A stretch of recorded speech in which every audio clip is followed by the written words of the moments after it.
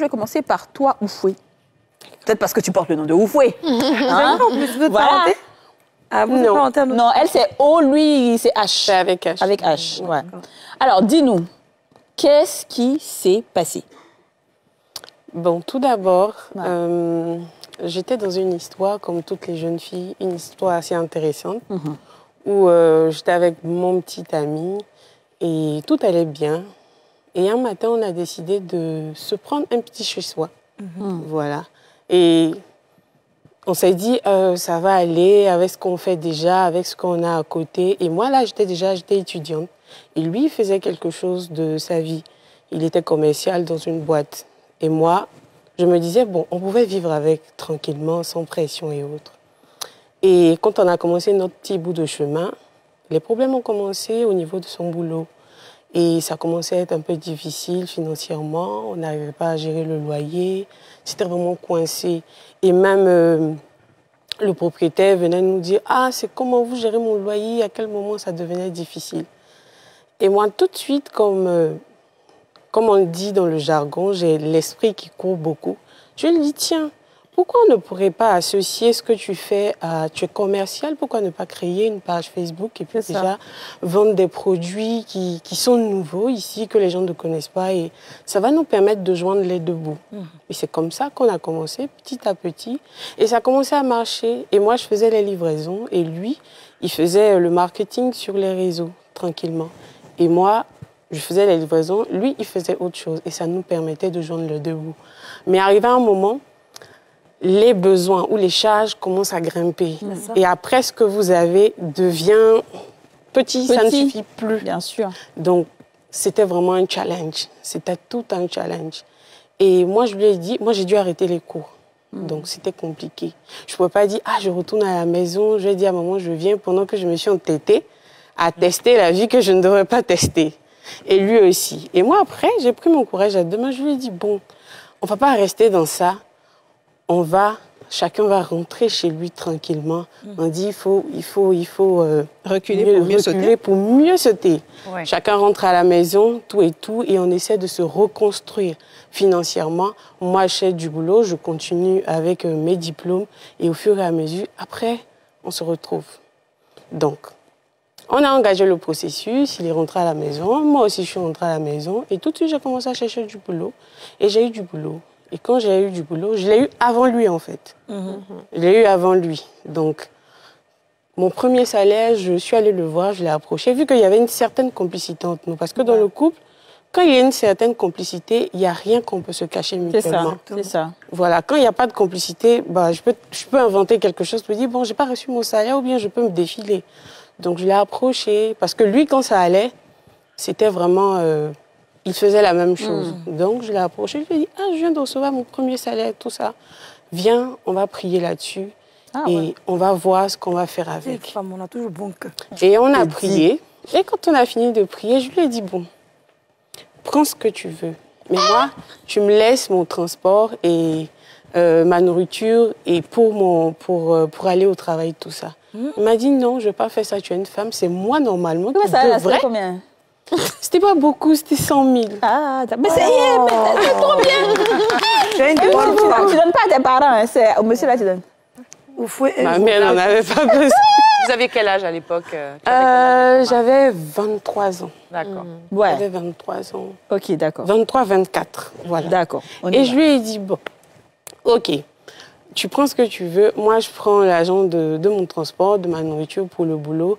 Et le mois prochain, on va essayer de... Il dit, non, c'est moi qui devrais te donner de l'argent normalement. C'est bien. Donc, je vais prendre ce dont j'ai besoin, mais pas beaucoup. Le reste, tu peux mettre ça sur toi pour tes petits chichis. Donc, on a avancé progressivement comme ça. Moi aussi, je lui demandais, est-ce que tu as eu du boulot? J'essayais d'être attentionnée, de pouvoir l'assister le temps qu'il trouve du boulot, parce que c'est pas facile. Tu es avec quelqu'un et elle trouve du boulot avant toi, surtout que c'est la femme. Et toi, tu es encore là. Et c'était difficile. On va marquer une petite pause. C'est trop chic. C'est chic. Donc, il faut une petite pause d'abord. Il faut te reposer un peu. Du coup, toi, ton histoire, on voit que c'est parce que toi, tu avais plus d'argent que le monsieur. Ouais. C'est ça. Donc, c'est là, on va voir comment ça... Après, ça s'est gâté. Voilà. C'est ça. C'est que forcer, ça s'est gâté. Ah, d'accord, très bien. Ma chérie. Oui. Bédier, comme toi, vous pouvez appeler J'adore ça. Alors, Oufoué, je rappelle que toi, ton histoire, c'est que tu avais débuté la relation avec le monsieur, après ça n'allait plus, vous êtes chacun est parti de son côté, chacun est rentré chez lui à la maison. Toi, tu as eu du travail, lui, il n'en a pas eu. Tu lui as présenté ton premier salaire. En tout cas, il y avait une complicité. Jusque-là, tout allait bien. Voilà. Malgré que ça n'allait pas chez lui. Exactement. Mais tu es une femme bien, donc ça allait. On y va. Exactement. D'accord. Par la suite, il ne trouvait pas de boulot, tout ça. Et il a commencé à avoir un manque de confiance. Donc, quand il me voit belle, apprêtée, il se dit qu'il y a quelqu'un. Il avait commencé à faire des crises, tout ça et autres.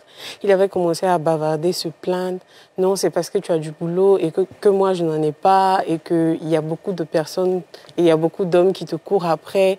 Il a commencé à développer des crises de jalousie pas possibles. Oh là là. Et ça devenait très, très dangereux pour moi. Nous sommes prêts Il là. devenait violent. Quelquefois. Donc, il arrivait même à me secouer juste parce qu'il veut savoir quelque chose, alors qu'il n'en était rien. Donc, je me suis dit, bon, avec le temps, ça va passer, mais ça persistait. Ça persistait et ça devenait très dangereux pour moi. Ouais. Et un matin, il a dit, bon, lui, il veut qu'on prenne une pause, tout ça et autres. Je dis, bon, il n'y a pas de problème. On peut prendre une pause et puis après, on va reprendre tranquillement, si tu veux. Il dit, OK, il n'y a pas de problème. Donc, quand on a pris la pause, silence radio. On ne se parlait plus. Chacun a commencé à faire sa vie de son côté. Et plus rien. Des mois après, il m'a rappelé. Et quand il m'a rappelé, c'est parce qu'il avait trouvé du boulot. Et en ce moment-là, tout était déjà fini pour moi. Tu avais un autre gars ou bien... Non, j'avais pas un autre gars. Tout était déjà fini parce que après 6 mois, déjà passé à- ouais. voilà, j'étais déjà passée à autre chose, tout ça. Une belle Et femme comme toi va pas chômer. voilà. Et dans un même temps, il y a quelqu'un qui me faisait la cour et qui me demandait en mariage. Ça c'est qu'on fait, ça passe tout ça. Elle est que, ma chérie, on était vieille, mais... C'était un peu compliqué ton histoire. Non, c'est pas ça. C'était pas à cause de ça. En fait, c'est lui qui était pressé de partir. Sinon, moi, j'étais prête pour On attendre. n'a même pas dit que tu es méchante, on dit qu'il y a un pointeur. C'est qui est totalement normal pour la beauté que tu as. Voilà. Et quand il s'est éclipsé, voilà, quelqu'un a commencé à me faire la cour. Je n'avais même pas encore accepté. Dieu a dégagé la route. Voilà. Et quand j'ai vu que c'était bizarre, j'ai dit, bon, je vais essayer avec cette nouvelle personne-là pour voir comment est-ce que ça va se passer. Et j'ai commencé et je me suis engagée dans cette relation. Et c'est là que les limites de l'argent arrivent. C'est là que l'argent ne fait pas tout. Comment ça? Aïe, lui aussi. Toi, il y a un rebondissement entre les Le nouveau aussi, là. Je voulais prendre cette première histoire pour faire une transition, pour montrer les limites de l'argent dans une relation. Ah, OK. Enseigne-nous. Donc, j'ai laissé l'autre et j'étais avec l'autre et ensuite de suite, on s'est mariés. Il y a eu le mariage traditionnel, il y a eu le mariage religieux. En tout cas, il était bien financièrement, il n'y a rien à dire. Il s'occupait de moi comme c'est pas possible. Je ne mentirais pas en disant que non, il ne s'occupait pas de moi. Non, j'étais à l'aise. Ok. Si je dis je veux ça, il me donne. Je veux acheter ça, il me donne. Mais il n'était pas ici et moi, j'étais en Côte d'Ivoire. Donc, il venait de temps en temps et on se voyait tout et tout. Ah, c'est la meilleure relation. Et moi qui croyais connaître la personne avec qui j'étais, quand je l'ai épousé et que je suis arrivée chez lui, il y a quelque chose qui a commencé à se passer. C'est lui J'ai comment commencé, non, chez lui en famille. Ok. Et j'ai commencé à ne plus bien me sentir.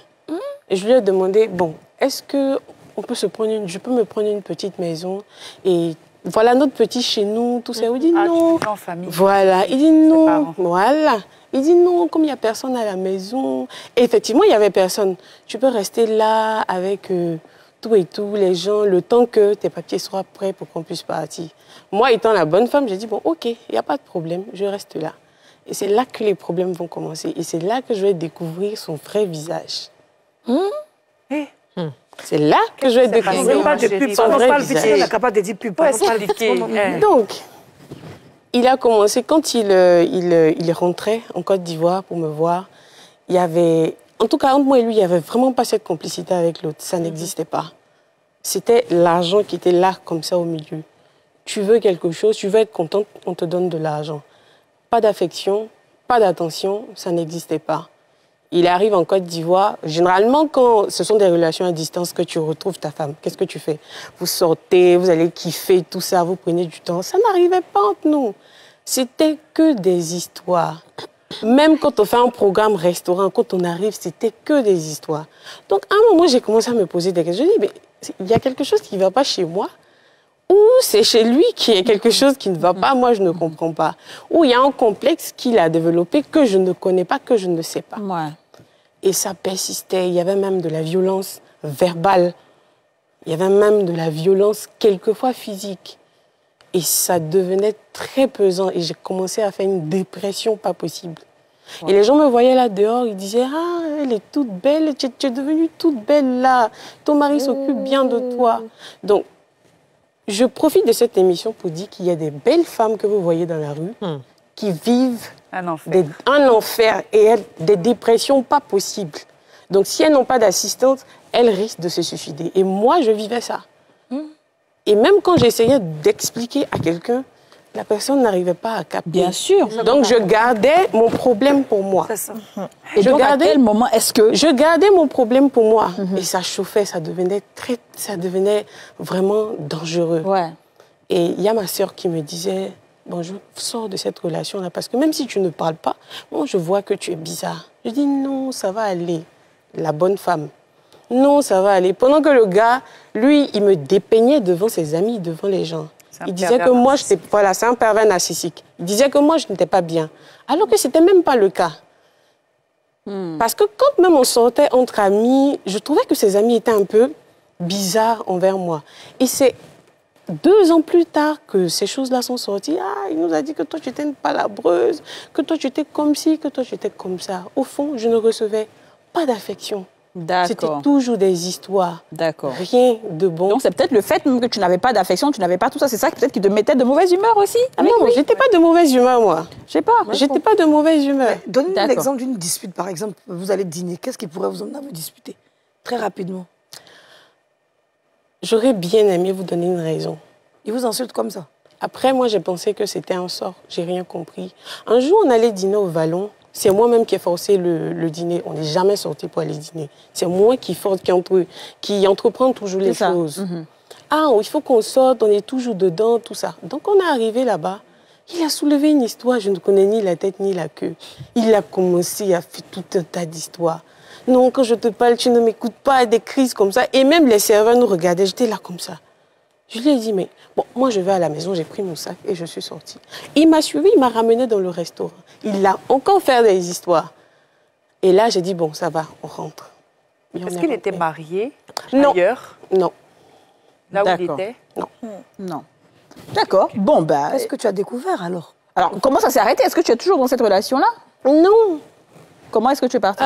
2 ans après, j'ai décidé de me prendre une petite maison et je lui ai demandé de me payer la caution.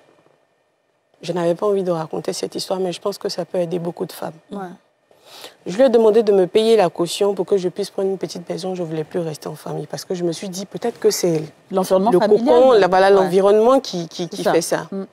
Il m'a dit, bon, comme tu veux te prendre une petite maison, tu vas te prendre une petite maison si tu veux. Et avec les conseils de ses conseillères, il m'a donné l'argent de la caution juste, sans plus. Donc, j'ai pris l'argent de la caution, je me suis cherché une maison, j'ai ramassé mes propres affaires avec mon propre argent et je suis allée vivre là-bas. Et c'est ma sœur et ma mère qui m'ont soutenue pendant tout ce temps. Et quand j'étais là-bas, c'était des histoires. Parce que j'avais déménagé, c'était des... Il me disait même des fois... C'est toi qui payais le loyer toi-même? C'est lui qui payait. Bon, ok. Il me disait, tu ramènes mes affaires chez moi à la maison. Il faisait des crises, ramène mes affaires. Mais il venait chez toi quand même? Non, il était toujours de l'autre côté. Ok, d'accord. Mais quand il venait... Ah, mais ok. Donc il venait pas chez toi? Non, il n'était pas encore venu là. D'accord. Voilà. Quand il venait, c'était en famille, j'étais encore là-bas. Donc quand j'avais déménagé, il ne venait pas encore. Okay. Donc quand il est arrivé, il ne dormait pas là, il dormait en famille en fait. En journée, il allait là-bas et tard le soir, il rentrait à la maison. Et ça devenait des histoires. Wow. Mais donc, c'est gâté comment? Je viens, j'explique. Je peux? Oui, mais on n'a pas beaucoup de temps. L'émission est finie. Donc, ça s'est gâté un matin où j'ai pris conscience. Il y avait la fête de Tabaski. Et je me suis rendue en famille parce que généralement, c'est comme ça. Quand il y a la fête, la belle-fille doit s'y rendre. Quand je me suis rendue là-bas, et la servante en question qui était là-bas a dit que ma patronne avait demandé à ce qu'on ne te laisse pas rentrer. Parce que si tu rentrais, ça allait te crédibiliser aux yeux des autres. Donc, je ne devais pas venir comme ça allait créer des histoires entre moi et l'autre, tout ça et autres. J'ai dit, ah bon? L'autre Son fils. J'ai dit, ah bon? Un enfant Moi, je parle un peu. Non, non, non, non. Tu t'exprimes bien, mais La servante a dit qu'on ne devait pas la laisser Voilà. rentrer, parce que si elle rentrait, en fait, ça n'allait pas montrer qu'il y a un problème entre les deux. Voilà, justement. entre elle et puis son, c'est la Elle et son belle-mère. mari. Voilà. Qui dit qu'il ne veut pas avoir celle-là ici. Exactement, c'est la belle-mère qui Faut pas les gens pensaient qu'elle sentait mon fils. Aurélie veut dire Voilà. quelque chose, Est-ce oui. qu'il y a pas, est-ce que c'est pas le fait que justement tu ne sois pas de la même religion que lui? Est-ce que la belle-mère, la maman même de ce monsieur ne te cassait pas du sucre dans le dos de son fils pour que ce fils-là justement cherche à te faire partir d'une manière ou d'une autre? Bien sûr, mais casser du sucre dans le dos, je le savais. Mais après, je me dis, des fois, on ne répond pas à tout, en fait. Et je me dis, c'est une personne âgée. Pourquoi je vais confronter une personne âgée si je ne confronte pas ma propre mère? Donc, enfin, la bonne vous a divisé. Est-ce que là vous êtes rentré dans un mariage. Est-ce qu'avant de rentrer dans le mariage, il y a eu la discussion autour de l'argent, ou alors, comme il s'occupait bien de vous, vous êtes directement rentré dans le mariage sans chercher à comprendre? Ça n'a rien à voir, je le connaissais depuis longtemps. D'accord. Oui, mais est-ce que vous avez eu la discussion? Parce que c'est de ça, en fait, l'argent. Est-ce qu'il y a eu la discussion de l'argent dans le couple? Même s'il a tout et qu'il te donne tout, est-ce que vous avez discuté pour dire, bon, toi, tu prends certaines choses en charge? Non, il n'y avait pas ça. Est-ce que c'était l'argent? Il n'y avait pas C'est ça. la seconde relation. Ouais. Il n'y avait pas ça. Pour cette seconde relation, pourquoi je l'ai évoqué?